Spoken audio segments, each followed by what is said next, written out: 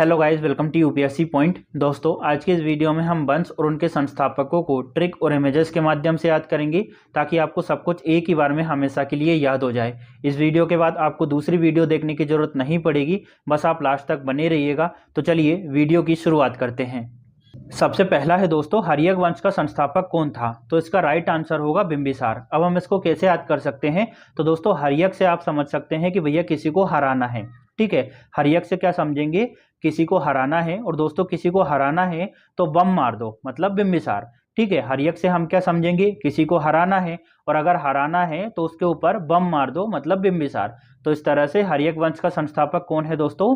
बिंबिसार। यहाँ पर मैंने इमेज भी डाली है ताकि आपको और अच्छे से समझ आ सके। चलिए अब आगे बढ़ते हैं। अगला है दोस्तों, गुलाम वंश का संस्थापक कौन था? तो इसका राइट आंसर होगा कुतुबुद्दीन ऐबक। अब हम इसको कैसे याद कर सकते हैं? तो देखिए दोस्तों, जब हम किसी को गुलाम बना लेते हैं, अपना दास बना लेते हैं, तो उसकी हालत कैसी हो जाती है? कुत्ते जैसी। ठीक है, किसी को जब आप गुलाम बना लोगे, दास बना लोगे, तो उसकी हालत कैसी हो जाएगी? कुत्ते जैसी। मतलब गुलाम से क्या हो गया? गुलाम वंश। और गुलाम बना लोगे तो हालत कैसी हो जाएगी? कुत्ते जैसी, मतलब कुतुबुद्दीन ऐबक। तो भैया गुलाम वंश का संस्थापक कौन था? कुतुबुद्दीन ऐबक। इस तरह से आप इसको याद कर सकते हैं। चलिए आगे बढ़ते हैं। अगला प्रश्न है दोस्तों, गुर्जर प्रतिहार वंश के संस्थापक कौन थे?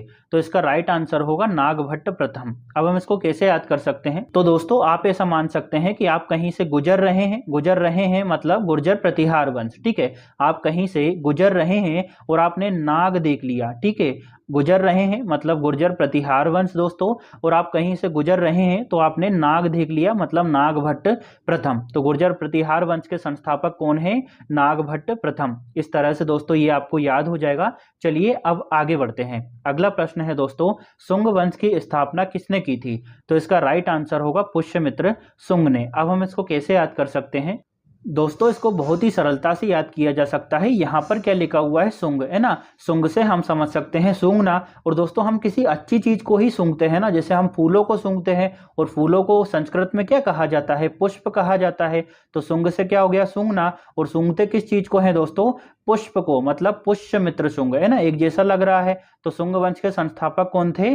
पुष्यमित्र शुंग। चलिए अब आगे बढ़ते हैं। अगला है दोस्तों, मौर्य वंश का संस्थापक कौन था? तो इसका राइट आंसर है चंद्रगुप्त मौर्य। तो इसको तो रटने की जरूरत नहीं है, ट्रिक बनाने की जरूरत भी नहीं है, क्योंकि यहाँ पर क्या लिखा हुआ है? मौर्य, और यहाँ पर क्या है? मौर्य। तो मौर्य मौर्य मतलब चंद्रगुप्त मौर्य। चलिए अब आगे बढ़ते हैं। अगला है दोस्तों, खिलजी वंश की स्थापना किसने की थी? तो इसका राइट आंसर होगा दोस्तों जलालुद्दीन खिलजी ने। अब हम इसको कैसे याद कर सकते हैं?